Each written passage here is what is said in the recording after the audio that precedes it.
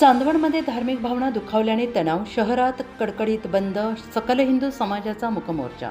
शहरातील ऐतिहासिक नागेश्वर मंदिर परिसरात घडलेल्या एका संतापजनक घटनेमुळे चांदवडमध्ये तणाव निर्माण झालेला असून या घटनेच्या निषेधार्थ आज 27 जानेवारी शहरात कडकडीत बंद ठेवण्यात आलेले आहे।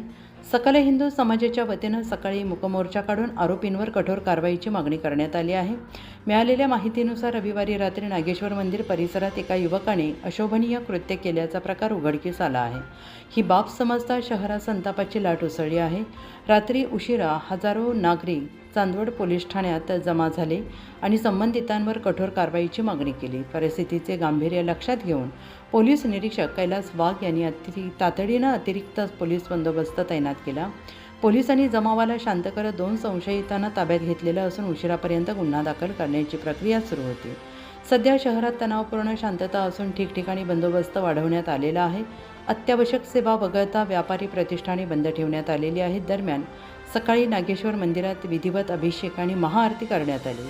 सकाळी 11 वाजता सकल हिंदू समाजाच्या वतीनं शहरातून मूकमोर्चा काढण्यात आला। मोर्चाच्या शेवटी पोलिसांना निवेदन देत अशा घटनांना आळा घालण्यासाठी कडक कायदेशीर कारवाईची मागणी करण्यात आली।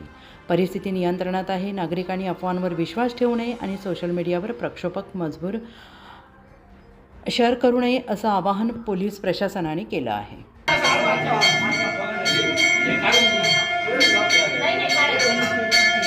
ये बाय खाली